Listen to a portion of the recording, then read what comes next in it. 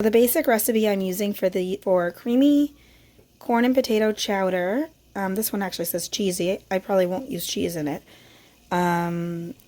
It is from savingdessert.com. I'll try to put the link down below, but I change it up a little bit every time I make it. So I put some bacon fat in this pan, and I had this uncured smoked ice ham, and I'm going to fry up some of that and then take it out, and I'll use that at the end as my garnish. In the past, I've also used bacon for garnish. I don't typically put the cheese in this recipe. I feel like it's creamy enough, but we'll see how it goes. But basically, you saute up your bacon or your ham. I'm using bacon fat because I need to use it up. If I was using bacon, obviously I wouldn't do that. And then I take that out. I add more fat if I need to. I add carrots, celery, onion. Saute that up. Then I'm going to add some potatoes and some seasoning and some milk. And then we'll garnish with the ham, and it'll be delicious. So I'll kind of show you steps along the way, but this is not going to be a full tutorial. I'll tell you kind of what I change about the recipe, but I'll put a link to the recipe down below. So far I have the carrots, onions, and celery in here cooking in the bacon grease, and also the potatoes. And then I'm going to add the seasoning and home canned chicken stuff. I just used the last of my homegrown thyme. Hopefully I'll be able to grow more next year. I had a very small plant this year. Going to add a little bit of ground sage and salt and pepper, and that will be the seasoning.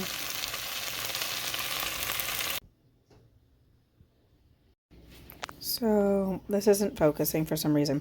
I added the corn and the milk. Oh, I also mashed up the potatoes a little bit. And I'm going to let this cook for a little while. I added more salt and pepper and a little garlic powder as well. And then I will mix the last quarter cup of milk with some cornstarch and let it thicken. And I haven't decided if I'm going to add a little bit of cheese or not. I feel like if we want cheese, we can just put it on top of the soup when we're eating it.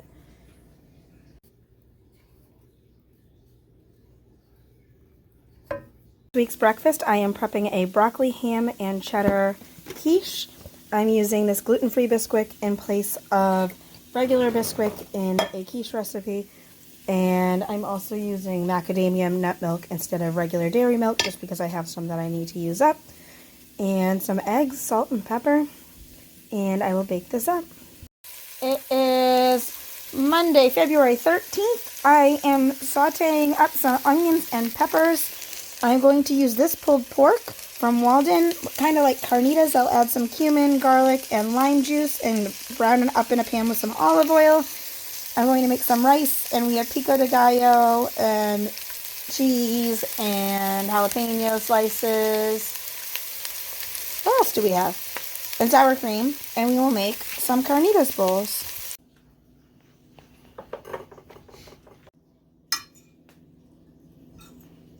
So we're getting ready to go away. I'm making a stir fry from vegetables that are left in the fridge and need to be used up. I have some of these gluten-free udon noodles stir fry boiling, so I can add them to the stir fry.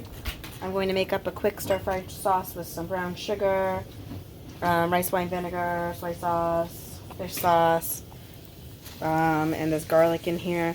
And then I have Asian pork meatballs in the oven, which is like, what is it? I food process up some onions and garlic and carrots, and I put that in with my ground pork, and I added a little bit of maple syrup and a little bit of soy sauce, and I just cook them off in the oven, and that goes with our stir fry.